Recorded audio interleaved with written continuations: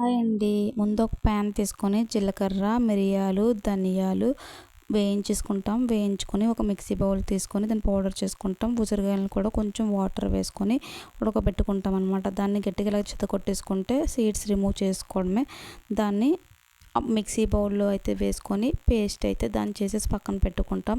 ఇప్పుడు ఒక మట్టి పాత్ర తీసుకొని అందులో కొంచెం వాటర్ బాయిల్ అయిన తర్వాత చేసుకున్న పేస్ట్ని మొత్తం ఇందులో వేసి బాగా మరిగిస్తామన్నమాట. మరిగించిన తర్వాత సరిపడగా ఉప్పు అది వేసుకుంటాం. ఉప్పు కడాయి తీసుకొని ఆయిల్ వేసుకొని కరివేపాకు, ధనియాలు, వామ్ అయితే వేసాను నేను, ఎండుమిర్చి, పచ్చిమిర్చి, పసుపు, కొంచెం ఇంగువ ఇవన్నీ వేసి తాలింపు అయితే పెట్టేసి వెల్లుల్లి ఇవన్నీ వేసి తాలింపు అయితే పెట్టేసి దాంట్లో వేసేసానండి.